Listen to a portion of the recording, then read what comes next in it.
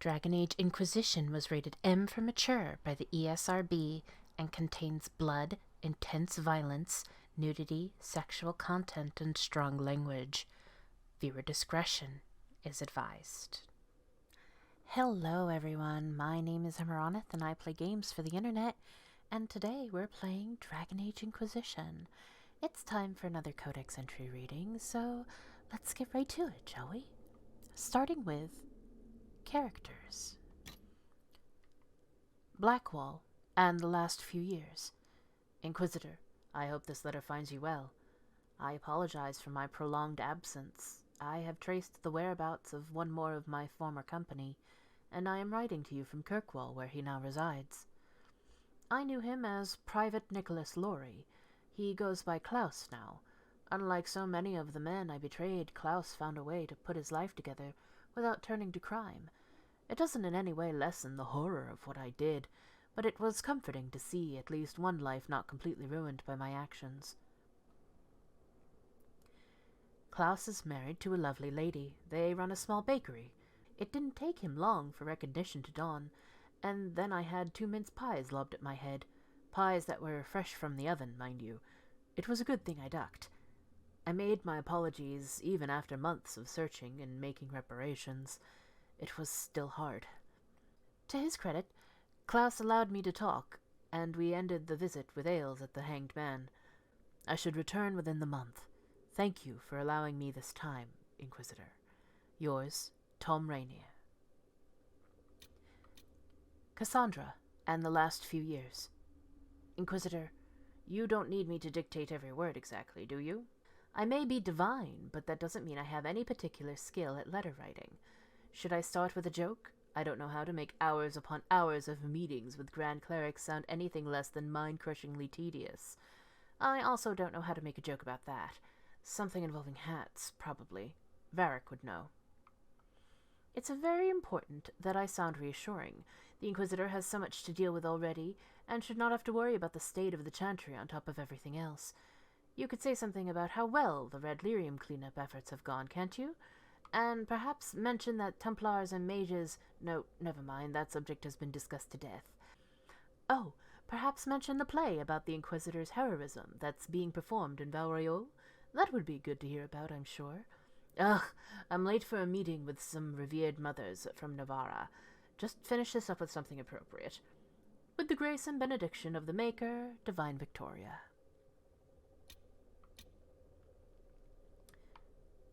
Cole, and the last few years. Inquisitor, your suggestion regarding the young man, Cole, was excellent. He displays an uncanny ability to locate missing people. When hostile forces held our agents and we feared they would be killed if we approached, Cole was able to reach them without being detected. While he has been less useful overall at extracting intelligence, I have learned to trust his instinct about whether a target is trustworthy or malicious. Per your request, I have limited his assistance to rescue operations or attacks on clearly hostile forces. Whatever magic lives in the young man's mind, it would be poorly served by the less pleasant necessities of our work. His remarks about my family, while not germane to the mission at hand, were also greatly appreciated. Yours, Charter. Cullen, and the last few years. Cullen. Word has spread from Dunnerum about the summit the Inquisition will attend.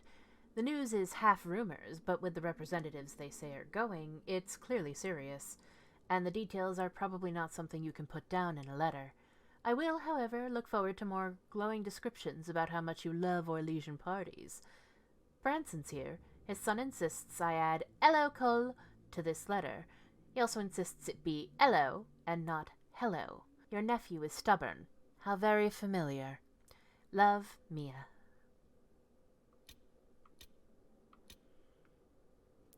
Dorian, and the last few years.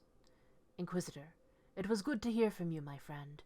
For months I've had only the society of Maveris's fledgling Lucerni party, junior members of the Magisterium so filled with fire and zeal, and so wildly inept at politics, May keeps a bucket of ice water on hand in case one accidentally immolates himself.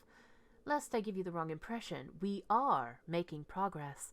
but it will take a great deal of skill to keep the Lucerni alive through the usual schedule of Minratha's scheming long enough to become a real political faction. Fortunately, they do have me. I'm sorry to hear that politics are plaguing you as well. Must be something going around, like a pestilence or an Orlesian fashion trend. Hopefully Josephine can diffuse the Ferelden outcry and persuade the Orlesians to stop circling you with a collar and leash. You know she did always love a challenge. I'll find an excuse to make a trip south soon. We should really catch up in person, don't you agree? Dorian. Iron Bull, and the last few years. Thank you for sending the Chargers to assist in dealing with the demons attacking Montfort. Their assistance was most appreciated, and many lives were saved.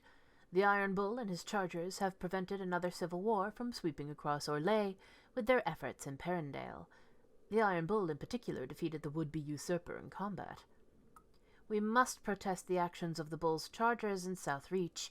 While the presence of demons and Templars corrupted by red lyrium is undisputed, the necessity of your dwarven miner collapsing the better part of a mountain on the enemy forces was hardly necessary. The Bull's Chargers were of great assistance in driving back the demons that attacked the shores of Lake Calenhad. The elf who calls herself Dalish was particularly helpful, and I look forward to her promised explanation of how Dalish archery techniques can create walls of ice or dispel magical barriers. Excerpts from letters relating to activities undertaken by Bull's Chargers over the past 2 years. But sorry, lords and ladies, according to our source in Skyhold, this Bull still only has a single rider, the Inquisitor himself.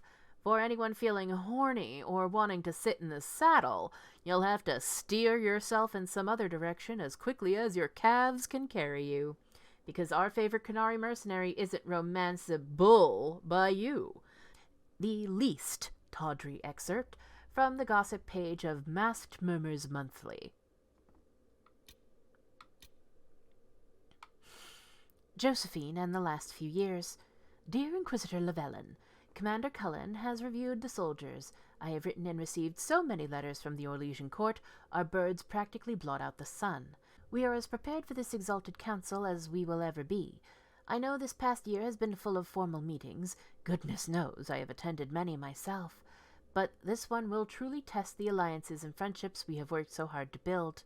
If I may offer you any advice, Inquisitor, it is this.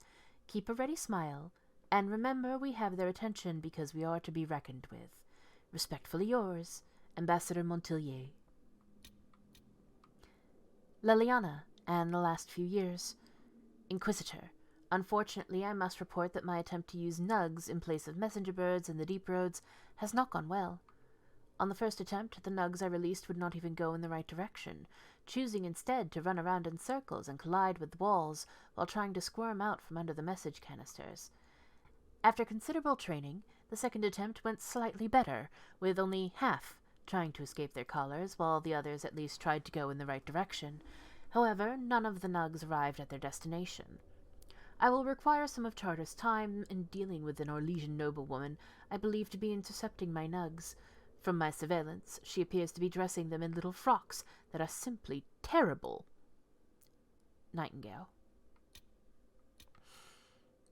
Varric, and the last few years. Inquisitor, greetings and salutations from beautiful Kirkwall.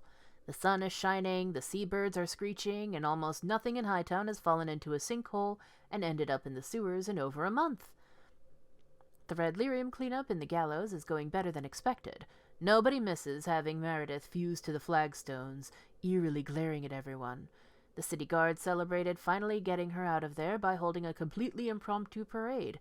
Several Lowtown residents composed a song on the spot with lyrics to the effect of "Thank the Maker, the crazy cursed Templar is gone," which was remarkably catchy, despite, or maybe because of, the fact that it was mostly just swearing in tune.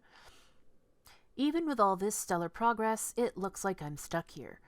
Channels in the harbor were completely changed by falling debris a few years back, which led to a lot of ships getting wrecked coming and going, which only made things worse. And then we had rifts open, and weird glowing fade rocks appeared out there. Incidentally, thanks for closing the rifts. Now, the only hope for repairing the harbor is to send guys with pickaxes to clear the rocks. Ever try to hire miners who are also divers, Inquisitor? There aren't many, and even fewer are happy mining glowing shit from the Fade. This is going to take a lot of my coin to fix. Stop by the city sometime. We'll get in a game of Wicked Grace. Please, this Viscount shit is boring me to death. Varric.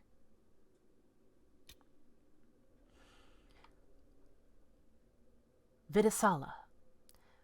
While we still have little information on their methods, our agents have obtained considerable information on Ben Hassrath hierarchy and organizational structure. Strictly speaking, the entire group is under the jurisdiction of the Arakun, and would therefore be considered priests. The Qunari divide all Ben Hassrath activities into 3 distinct categories: dangerous purpose, dangerous action, and dangerous questions. 3 priests form a mini-triumvirate that manages all their operations, with each priest presiding over actions in a single category. We have an ongoing mission to identify the leader of the Dangerous Questions branch, which seems to handle the vast majority of the Qunari intelligence gathering and sabotage missions.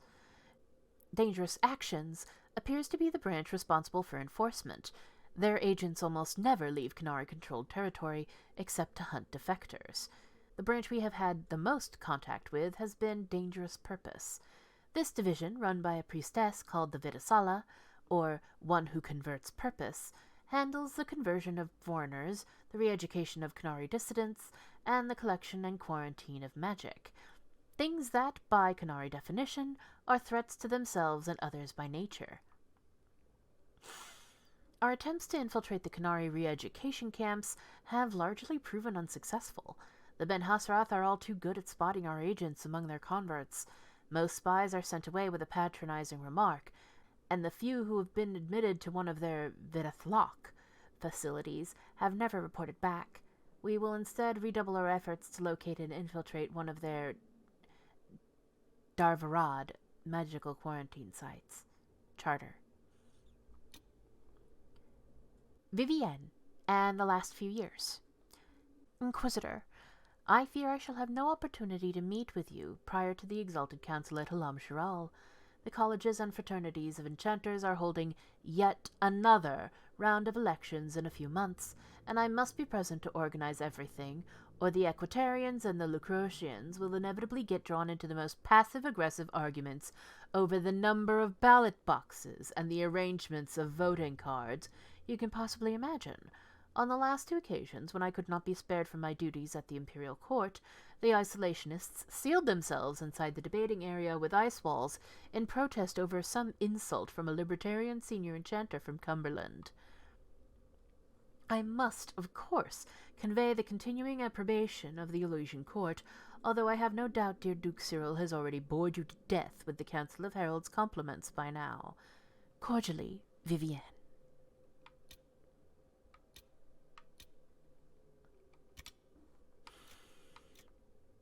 Creatures. Bear. Researched. We went into the woods near Valforet to find a great brown bear that had the townsfolk worried. We found her some miles from the west gate. She had made a den in a cave on a hillside, close to a stream. We stopped some yards away and watched. Eldwin cast a spell to make us less likely to be discovered. Useful magic. After several hours, the bear emerged from her den. Beautiful red-brown sheen to her coat, phenomenal beastie. Following close behind her were 3 cubs, balls of fluffy brown fur with eyes set in them. Amazing little creatures. I would have liked to watch the little family playing in the stream all day, but the wind changed and the mama bear caught our scent, even with Eldwin working his magic. She leapt in our direction, stopped when she couldn't see anything, then rose up on her hind legs and roared. What a sight that was! I estimate she was half again as tall as I. Quick as anything, she charged towards us, snapping branches as she went. I dove out of the way, but Eldwin, bless his heart, was too slow. A massive paw caught him right in the chest, and he went down. Poor Eldwin. Nature is ruthless, but magnificent. From The Wilds of Thedas, Volume 2, by Stefan Dorian. Researched. Damage against beasts increased. Fear. Researched. Imagine, if you will, the most basic impulses possessed by mankind. Rage, hunger, Perhaps the most primal is fear. Even the youngest of us understands this concept, and the raw power of it drives almost all else. A demon that preys upon fear is not the most sophisticated sort of creature. They mimic forms they see in the nightmares of mortals, hoping to elicit some response they crave. Some of these demons, however, stumble upon terrors that are much more deeply rooted. Fears of the future, of chaos and disorder, of failure. This sort of demon develops a far more refined palate, attacking the psyche of their target rather than seeking a simple scare. Beware the fear demon that gorges upon the terror of not only a single nightmare, but of a nation, for it will grow to such a size that it dominates the Fade. From a lecture by renowned Templar Sir Hayward. Researched, damage against demons increased. Revenant. Researched. An entire unit of men all slain by one creature. I didn't believe it at first, your perfection, but it appears that this is so. We have a survivor, and while at first I thought his rantings pure exaggeration, it appears to be no simple skeleton. The descriptions of the creature's abilities were eerily similar to those our brothers at Marnus Pell encountered almost an age ago. Men pulled through the air to skewer themselves on the creature's blade, and attacks so quick that it was able to assault multiple opponents at once. No, your perfection. What we have here is indeed a revenant, and nothing less. From a letter to Divine Amara III, 571 Exalted. A revenant is a corpse possessed by a demon of pride or of desire, making it among the most powerful possessed opponents one can face. Many possess spells, but most are armed and armored, and prefer the use of their martial talents. They are weak against physical attacks, but regenerate quickly, and commonly use telekinesis to pull opponents into melee range should they try to flee. Revenants also have the ability to strike multiple opponents surrounding them. Stay at range if possible and strike quickly. That is the only way to take such a creature down. Researched, damage against undead increased. Letters and notes. A dispatch from the Crown of Ferelden. Honored Arl Tegan, let any who read this letter know you speak for the kingdom of Ferelden. Your words stand as my own, and your decisions are made with the support of myself and those pledged to the crown. You have been a loyal friend, and we invest in your trust and goodwill. Maker be with you, Queen Enora of Ferelden. A faded letter. This unsent letter is dated 941 Dragon, a month before the opening of the breach. Marcel, forgive the absence of my letters. The Dalish raids were ominous enough, but now Gaspard's chevaliers ride through my estates without so much as a by your leave. What a time to rattle their swords. A shipment came the other day with things that will not travel well. A rare Navaran miniature of Andraste, a triptych lattice of thinnest oak from Tevinter, and most wondrous of all, a pre-chantry full-length elven mirror. The mirror was discovered after an earthquake near Valdorma brought to light an unplundered elven ruin. I purchased the entire lot. There were some other minor artifacts and trinkets, and the mirror has quickly become my favorite. My wife insists that we leave soon, and I suppose she is right, but I cannot bear to leave it behind. I will send for the mirror when I am safely in Valroyo, and then throw a party where you can marvel at it yourself. Warmest regards, Yon. Activity in the Winter Palace. Charter's notes are in an encryption she developed with Leliana over the last couple of years. CM's intentions seem sincere. Agent in place at party tonight where CM is attending. VP left notes at drop, as promised. Servant in green livery seen leaving guest wing of palace at odd hours. Possible tryst? Madame LV's second cousin is a bard in employ of Duke WM. Lord WG plans to meet Lady GD tonight. Neither of their spouses know. Lord RW plans to meet Lady SR tonight. Their spouses do know. Lord RW's wife encouraged RW to step out with SR so she could have some peace and quiet to herself. Book of Butterflies. This book opens to reveal thin slats of wood and glass. Pinned to the cushions inside the slats are a confusion of colorful butterflies, some as small as a copper, others with a wingspan as large as a hand. Engraved on the front are the words, "In celebration of your 20th anniversary, with fondest well wishes, Countess Lutetia." Conduct becoming the Inquisition. To all members of the Inquisition, it has come to my attention that I must remind everyone of the type of behavior expected from us during this exalted council. It is natural to wish to hold our heads high, but remember that we are guests of the imperial court. It is upon us to behave with good grace, propriety, and restraint. If you are unsure of how to address someone of gentle birth, my lord or my lady will suffice. If you are fearful that you have overstepped an unknown protocol, speak with your commanders. If they are not available, seek me out. Over-imbibing is strongly discouraged at all times. If you are steered into an argument about the Inquisition's politics, politely excuse yourself as quickly as possible. Please do not engage in these debates. If all else fails, trust sense and common courtesy to guide your actions. Sincerely, Lady Montilier. Moldy Journal. Mold and rot have eaten most of the pages of these books. The remaining vellum is covered in spiky handwriting with spelling that is either archaic, wildly idiosyncratic, or both. Saw it cross from the Volca, that which draggeth souls down to its larder in the Bernark. I honestly can't. I'm so sorry, everyone. I'm doing my best with this. This is really hard, because I'm not sure what it's trying to say. Sorry. Saw wit cross from the Volca, that which draggeth down souls that to wit's larder from the Brindark, in the Brindark. His beast preyeth upon humble wits in gold sworn, even and the towers.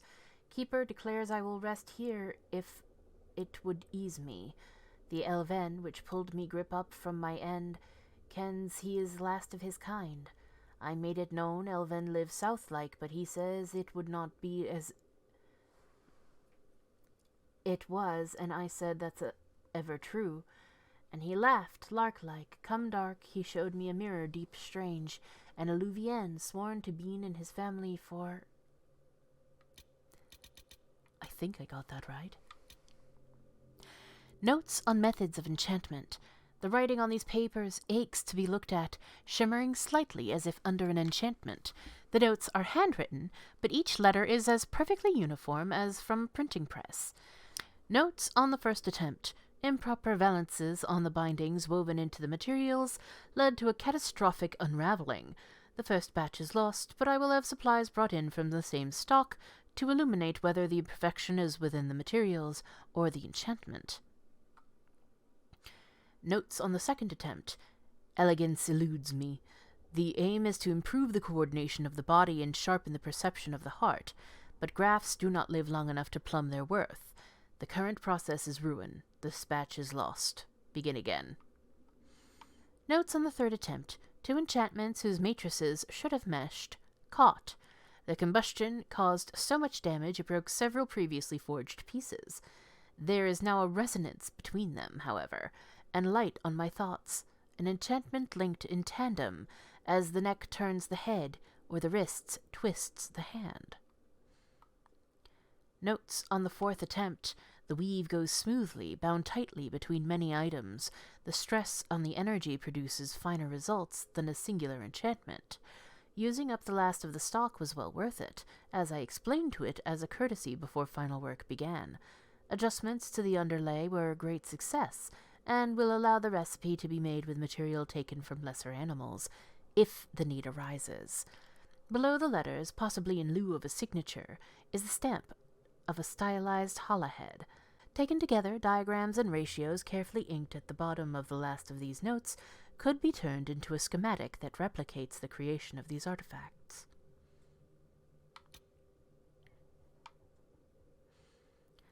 Notes on palace guests. A collection of servants' notes on the guests attending the Winter Palace. Countess d'Alvery wants a stateroom set aside from 3 to 5 in the afternoon for her daughter's harp practice. Must have windows on one side and a balcony. If she proposes a recital, refer her to the seneschal. Duc Pierpont Wants to entertain Ferelden relatives. A barrel of whiskey and 3 wheels of cheese to be delivered to his quarters this evening. Ban Wharton. His bed should be made up with linens, not silks. Sarah Litstone complains an old wound in her left leg is making itself felt. Move her to the ground floor. Lady Galatea. A duelist. Has requested a sparring partner in a suitable practice ground. Lord Gilderay. To be woken at 8 by a maid on even days, a page boy on odd days, don't ask, with a fresh pitcher of water and 12 sprigs of lavender on a peach-colored towel, don't ask. Carrying these items in silently without making eye contact with his lordship, placing them on the divan, clapping twice, then leaving without a word. Do not ask. Plan of attack. This letter is written in both Kunlat and the common tongue. I have read your reports. Station your people in the abandoned elven towers by the lake. It is a short distance that connects its entrance to the mirror that connects to Halam Sharal. We will need the space to lodge our people after infiltration is complete. There is a map of the crossroads at the bottom, with an arrow from the elven ruins Vivienne to the Vivienne that leads to the Winter Palace. Scandalous Gossip. This unsigned note is creased as if it had been secreted away in someone's pocket. Dearest J, I agree that it is surprising that the Fereldens come as equals, but the Exalted Council is in the heart of the Southern Orlais. That cannot be lost on our neighbors. Empress Celine came out for the first ceremonies, then retired into her chambers for the rest of the talks. A day later, Marquis Briala came visiting on important matters of state. Suffice to say, I do not think we will see them at the council. Celine and the rabbit cavort like lovers half their age.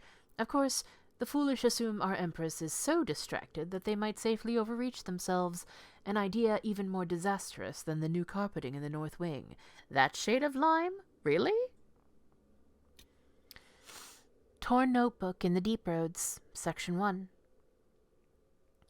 Many of these pages are filled with sketches of elven statues matching the ones found in the area, along with notes and what look like attempts to practice Kunlat. Ebost, you all are. Ebadim, they all are. Ebsam, we all are. If Fenharel truly has agents working against us, then the Dread Wolf must be laughing at me. The Blight takes my clan, so I go to Kirkwall. Kirkwall goes to ruin, so I flee to the Cune. Now the Canary bring me down into the lightless depths, and for what? Because the nursery rhymes I remember from childhood make me an expert on ancient elves. These statues are old. Better shape than anything I've seen on the surface. Many of them are from Mythal, though, and Fenharel. Not in a spot of honor, but guarding, attending. Protector and All-Mother, why are you honored here, so far from the light of the sun? And why was the Dread Wolf at your side? Torn Notebook in the Deep Roads, Section 2. Many of these pages are filled with sketches of elven statues matching the ones found in the area, along with notes and what look like attempts to practice Kunlat. They say the agent of Fenharel caused trouble in the crossroads. I wish I knew. I wish whoever fights in the name of the old wolf was around to fight when the Darkspawn took my clan. Mine is not to question. I have chosen the Cune. The Cune will protect me. Rethost, you all protect.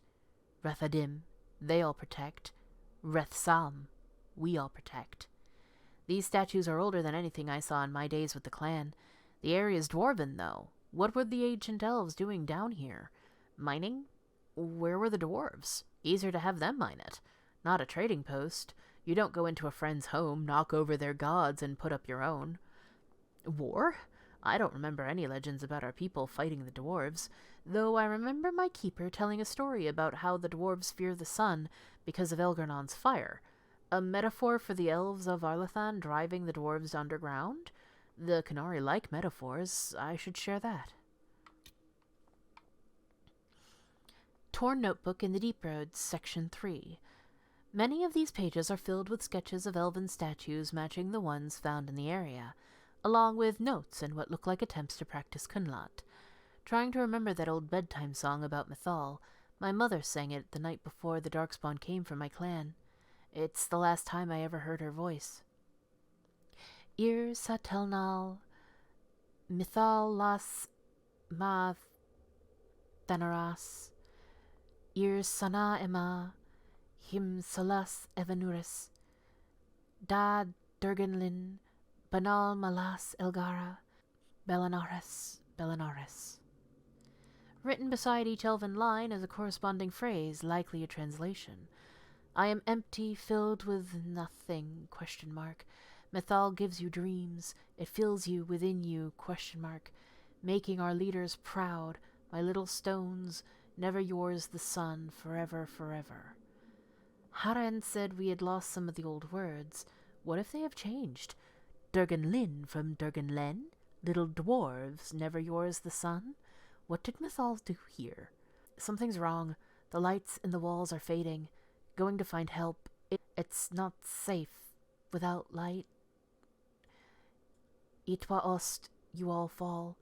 Itwa adim, they all fall. Itwa sam, we all fall.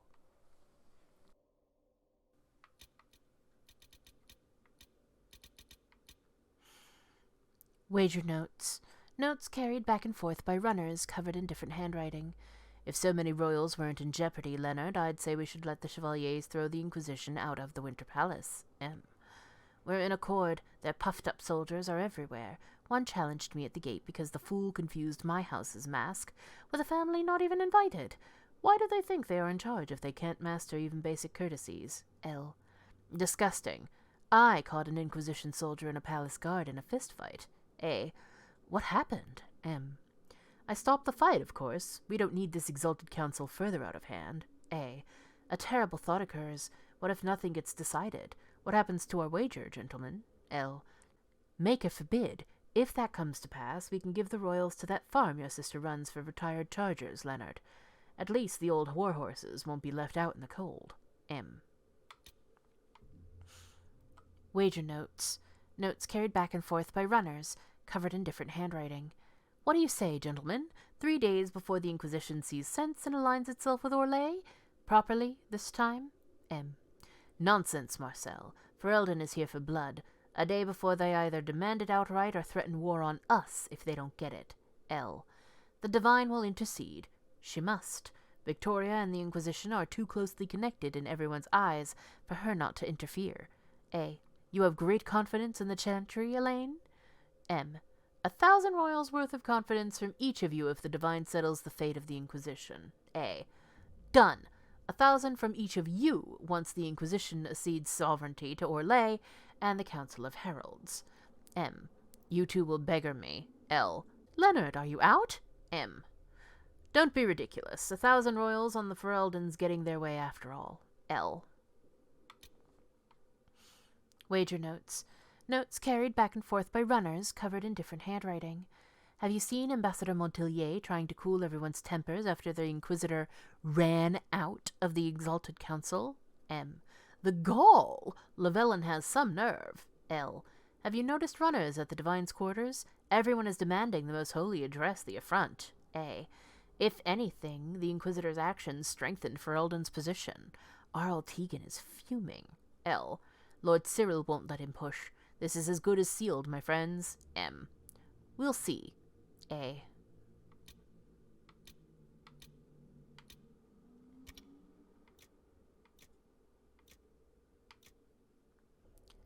Tales. Heart in Hightown, Chapter 10, by Varric. Donin Brnikovic had been pursuing the killer of Magistrate Dunwald without food or rest, and so far all he had was the seal of an imaginary group, a wounded arm, and a package that contained a rusted Tevinter short-sword. He was past exhaustion, and every breath made his head throb like he'd had too much to drink. He was getting too old for this shit. He couldn't go to the barracks with a knife wound he'd picked up off duty. If the captain caught him, and she would, he'd be thrown out of the guard for sure. That left one option. The Chantry Clinic turned no one away, but it usually didn't have to. The presence of 3 circle healers was more than enough to frighten most decent folk into deciding to wait and see if they got better on their own. Aside from a few drunken beggars snoring in the beds, the clinic was quiet. The healer didn't ask his name and tended the wound with only a disapproving frown. In a few breaths, his arm was as good as ever. Pity magic wouldn't mend his coat sleeve. As he walked through the nave toward the exit, he heard a voice. "Guardsman, I was just about to look for you." The deep black gown she wore only made her eyes more otherworldly. A scent like lilacs filled the air around her. She may have been dressed in mourning garb, but she was dressed to kill. Donnan bowed. "Lady Moriel." "We should talk. I may have a lead for you." Harden Hightown, Chapter 11, by Varric Tethras. The Café d'Or perched atop a hill in the Orlesian district of Hightown, with a view of the entire city so the wealthy patrons could keep an eye on the peasants toiling below. Lady Moriel studied the room across the rim of her cup. A few nobles sat at the delicate little tables, sipping tea from Ravane and whispering among themselves about the latest maneuvers in the grand game 1,000 leagues away. "What's this lead you have for me?" Donnan broke the silence, acutely aware that he stank of sweat and fish from the docks, and was wearing a ripped, blood-stained coat in the most high-class café in Kirkwall. "We're being followed, guardsman." The lady's voice was low. From her tone, she might have been discussing the weather. "The two gentlemen in the corner by the door." Donnan picked up his teacup and gestured with it, as if making a point while he turned slightly in his chair to look. The men were finely dressed, but almost as out of place as he was. A large, sickly pale Ander with a face full of scars, and a tattooed chastened with a stone dagger at his belt. "A chastened in a doublet? That's one for the history books," Donnan murmured. Lady Moriel favored him with a half-smile. "Last night a man came by the estate. He said he wanted to buy Seamus's collection. All of it." Donnan sat up straighter. "The swords?" "He said his name was Wagner." She sipped delicately at her tea. "He gave me an address in Lowtown in case I changed my mind. Those two have been shadowing me ever since." Harden Hightown, Chapter 12, by Varric Tethras. They say you can buy anything in the Lowtown Bazaar. It's mostly true. On the right day, you can find vendors hawking spices from Saharan, the legacies of unknown dwarven paragons, maps to hidden fortresses in the Donarchs, and the crown jewels of Antiva. And no bookstore in Thedas peddles more wild stories than Lowtown. Donnan Brnikovic made a point of greeting each shopkeeper as he passed, so that the continual chant of "guardsman" reached the ears of the two large men shadowing him since he'd left Lady Moriel in Hightown. The address she'd given him led to a warehouse in the Foundry District, a section of the city populated only by rusted metal spikes and vagrants. Donnan knocked on the door. An immaculately dressed butler greeted him and gestured for him to enter. "Guardsman Brnikovic, Monsieur Wagner has been expecting you." Donnan followed him through a labyrinth of warehouse offices to a back room richly appointed with silk carpets and tapestries depicting the execution of Andraste. 2 heavy armchairs upholstered in velvet occupied the center of the room. In one sat a smug, red-haired man, dressed entirely in blinding white samite. The other chair was empty. "Guardsman, please sit," the gentleman spoke with a heavy Starkhaven accent. "I suppose you would be Monsieur Wagner?" Donnan asked. "I am a procurer of antiquities, Sir Brnikovic, as I'm sure the Lady Dunwald explained." Wagner carefully lit a pipe made of carved bloodstone and inhaled. "But we are both men of business, guardsman. You are soon to retire, are you not? Allow me to present you with an opportunity." Donnan turned a critical eye on the tapestry of Andraste's pyre. "I'm listening." Wagner watched him through a growing veil of smoke. "Do you know what Seamus Dunwald had in his possession, guardsman? What made the poor man worth killing?" "Do tell." "The sword of Assyrian." Wagner leaned forward, studying him closely. The very blade that pierced Andraste's heart. Donnan gave him a flat stare. "If I believed that were even possible, I'd think that blade would be worth a lot of coin." "Most would look at it and see a rusted piece of scrap. It is no longer the jeweled blade of an Archon, but to the right buyer, guardsman, the sword is worth an empire's ransom. I know such buyers." Wagner smiled. "It is here, in Kirkwall, and if you help me find it, I can make you a very rich man. Hightown, Chapter 13, by Varric. In the Lowtown Bazaar, Dorian paused to pay a little elven girl to play courier for him before making the long climb back uphill to Hightown. A careful glance told him the scar-faced Ander and the tattooed Chastened were still tailing him. Dorian was certain they'd love the Viscount's keep. He passed underneath the stone gaze of the Cormont statues flanking the gates and nodded to the guards on his way to the barracks. No one noticed his ragged, bloody clothing, which disappointed him as much as he benefited from it. Recruits these days, always slacking off. Dorian bypassed the captain's office and went looking for Javelin.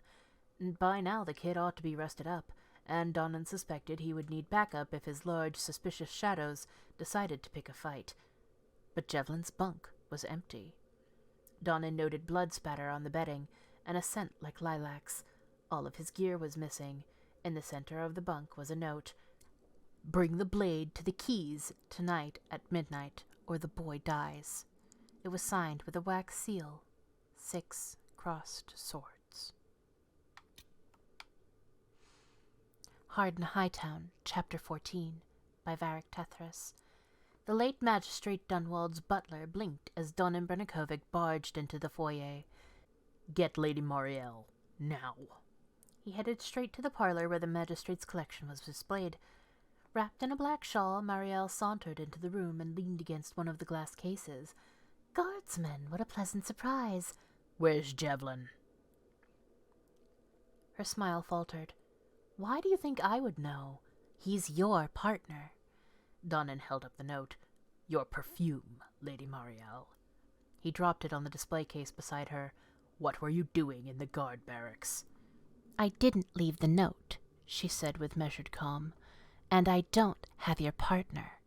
"But you were in the barracks." He stepped away to examine a display. "You told me Wagner wanted to buy the magistrate's entire collection, but he said he was only interested in one blade." He opened the case. "And I think it was never in Seamus's collection. I think it was the sword meant to go right here." He pointed to the empty velvet-lined box. "I looked in the Viscount's records, and you've only been married to Magistrate Dunwald for about 3 weeks. You tell me who you're working for and where my partner is, and I'll see if we can't get you a deal with the Viscount's office." "The Chantry." Marielle closed the door quietly. "They sent me to Kirkwall a few months ago when rumors of the sword began to surface." She examined the note. "I don't have Javelin. This was already on his bunk when I went to find both of you." Dorian didn't hide his skepticism. "You're innocent, but you didn't report him missing to any of the guards." "Someone took him from the barracks, Sirrah, with no one the wiser. Doesn't that seem strange to you?" She looked him in the eye. "Have you ever heard of the executors?" "They're a myth." "A myth that kills," she sighed. "The executors have your partner, and I think they have someone inside the city guard. How else would they have gotten Javelin out of the keep without being seen?" Dorian watched her fidget with her shawl. "Why were you in the barracks?" I suspected the executors had an inside man." She shrugged. "How else could they have gotten poor Comte de Favre to open the door to his killer? Since he arranged the sword's purchase for Seamus, he'd been hiding in his own home. The only people he'd seen were Seamus and you." Hightown, Chapter 15, by Varric. The nobles of Hightown like to imagine that petty crime can only happen in the dank shadows of Darktown, or maybe the crooked alleyways of Lowtown between the alienage and the poorest neighborhoods. Their lofty, ivy-walled avenues could never be the site of something as crude as a mugging or a simple assault. Dorian didn't have much trouble finding an out-of-the-way alcove near the Chantry to wait for the scarred Ander and the tattooed Chastened to catch up with him. The Ander came at him first, dropping down from the balcony above his head. While Dorian tried to back out of his reach, the Chastened loomed behind him, clamping an enormous vice-like hand on his shoulder. The Ander's follow-up punch just below his ribs knocked the air from his lungs. As the Chastened lifted him by his coat, Donnan got back enough of his breath to say, "You work for Wagner? I need to give him a message." This earned him a skeptical look from the Ander, but the Chastened set his feet back on the ground. "Tell him I have his sword. He can meet me in the Keys at midnight to settle on the price." For a long, nervous moment, Donnan watched a variety of expressions pass over the Ander's scarred, grayish face before the man nodded. Another long moment, and both Ander and Chastened walked away, leaving him alone in the alcove. With the sun just setting, there was only one place left that Donnan needed to go. The tavern in the center of Lowtown sat in its own tiny moat of spilled ale, vomit, and the seawater the owner flung at the walls in a half-hearted attempt to scour the seagull crap from the building. Donnan, like nearly every guardsman who drank at the Hanged Man, walked through the door to a frantic chorus of "Put it away! Hurry!" He tried not to smile, and completely succeeded when the brooding, white-haired elven bartender greeted him with a murderous glower. "Guardsman." Donnan placed a handful of copper coins on the bar. "Keep the ale coming, Ferris. I've got some time to kill."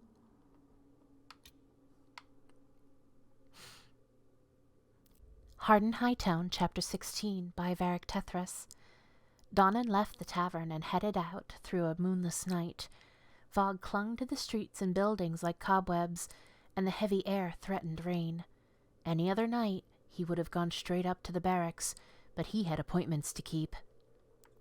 The Keys at midnight exchanged the cacophony of swearing sailors for the mournful sound of distant bells in the harbor. Donnan found Wagner and his 2 thugs waiting just out of sight of the harbor master's office. In the fog, Wagner's white samite coat made him gleam like a smug moon. "Messere Brennakovic, I trust you've brought my merchandise?" Wagner smiled. Beside him, the tattooed Chastened cleaned what might have been blood from his nails with his dagger. Donnan reached into his coat and pulled out a small, cloth-wrapped bundle. "We should discuss a few things first." Wagner's eyes gleamed in the reflected light of his paunch. "The price, of course." He gestured to the scarred Ander, who held up a bag of coins. 100 crowns should suffice, yes? "That depends." Donnan toyed with the twine securing the bundle's wrapping. "You killed Magistrate Dunwald, didn't you? After my run-in with your friends here, I realized the only blade that could have made that kind of stab wound was your Chastened stone knife." Wagner shrugged. "Men die all the time, sirrah. We should not let that unpleasantness get in the way of business." Another gesture, and the Ander strode forward to stand just inches away from Donnan, brandishing the bag of gold like a flail. "And Javelin?" Donnan asked. "I know nothing of your partner's fate." Donnan handed over the bundle, and the Ander dropped the bag at his feet to deliver the prize to his boss. Wagner eagerly unwrapped the bundle, revealing an ancient, rusty, and pitted short sword. He frowned. "This is not the blade." Both Chastened and Ander drew their daggers. Donnan held his ground. "Pity you killed Dunwald for it, then." "You think I'd kill a magistrate, not a guardsman?" Wagner laughed. "Unwise, sirrah." "That's all we needed to hear." Captain Hendelden stepped around the corner behind Donnan, a dozen guards with her. For the first time in months, he saw what might have been a smile on her face. "Good work, guardsman. We'll take it from here."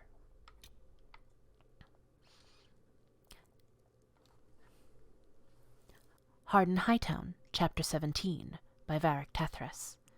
Donnan left it to his captain and a dozen of Kirkwall's finest to drag Wagner and his thugs to the stocks. The heavy air gave up and turned into sheets of rain. The ancient grey stone stairs leading up to Lowtown turned into a waterfall. Donnan slogged up the narrow passage, boots squelching with every step. He almost didn't hear the ambush coming. As he reached the top of the stairs, a faint rasp of steel made him throw himself aside into a vegetable seller's table.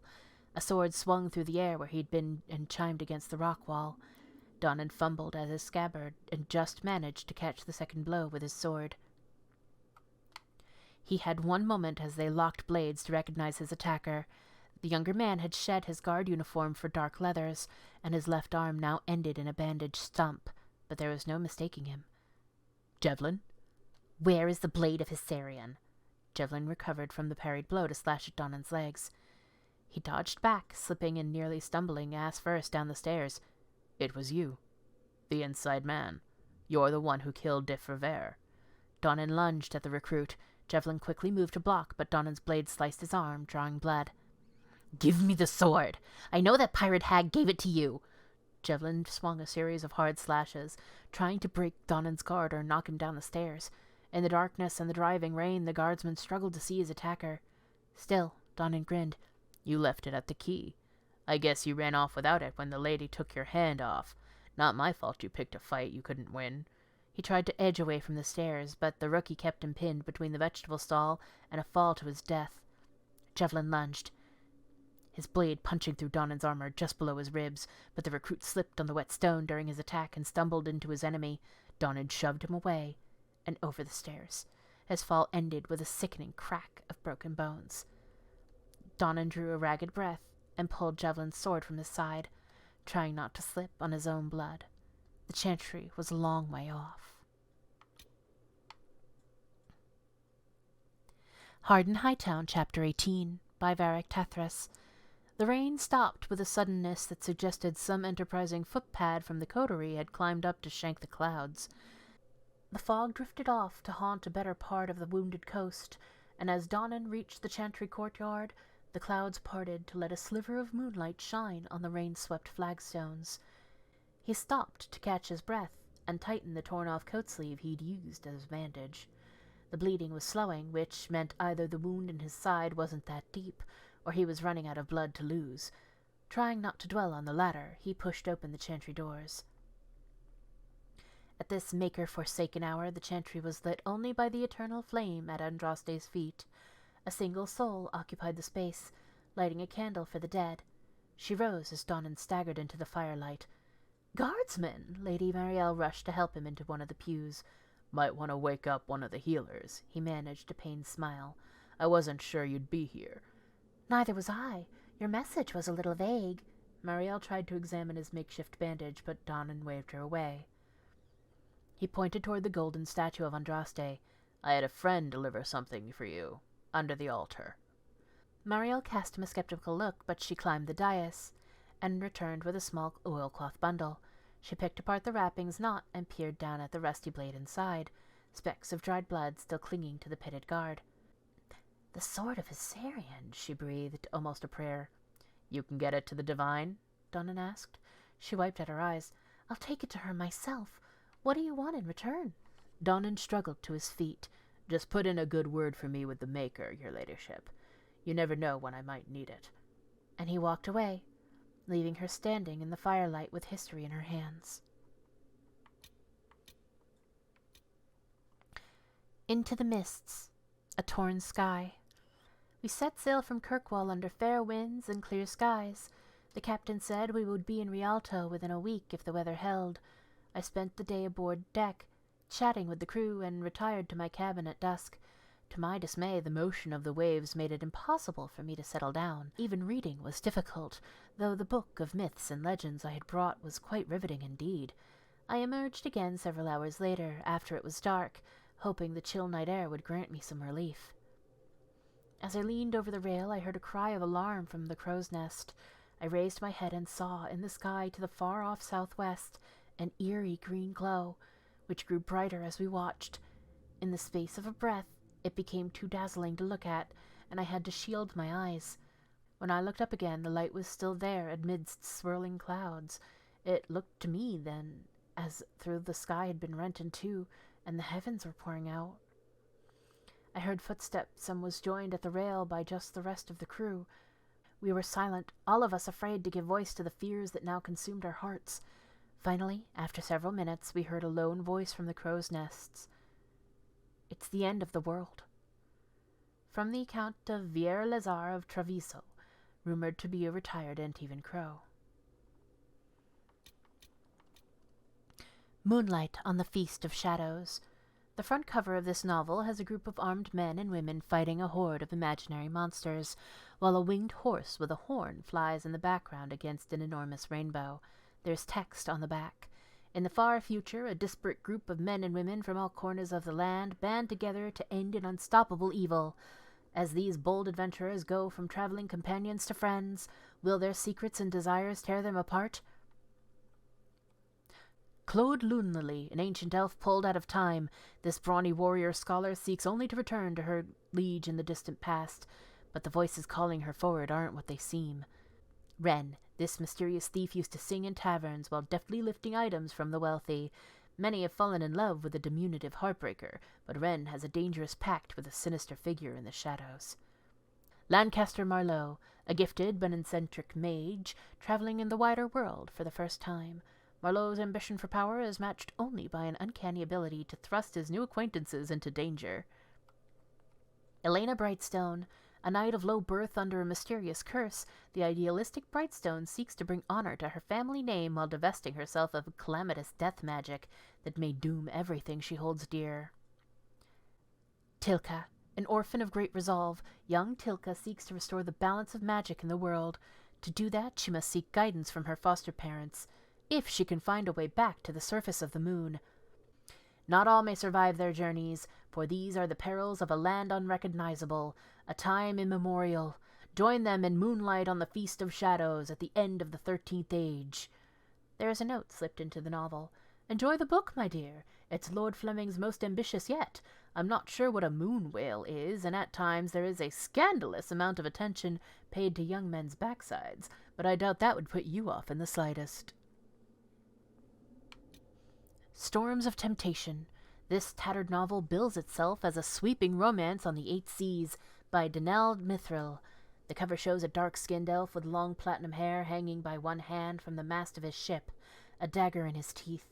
A woman in an elaborate mask, low-cut dress, and almost as much hair as the elf, gasps up from the base of the mast. The elf is glaring at a tanned and chiseled human pirate, grinning as his vessel pulls alongside the elf's ship.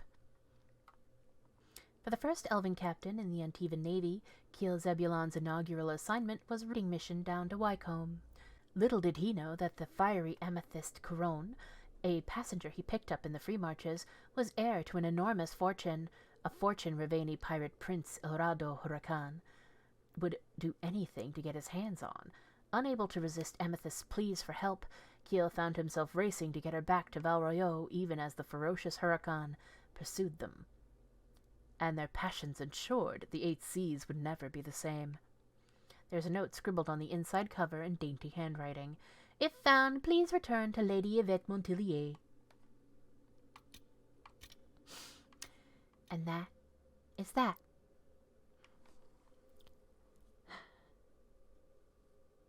Until next time, take care of yourselves, be safe, and I'll see you in the next one. Bye-bye.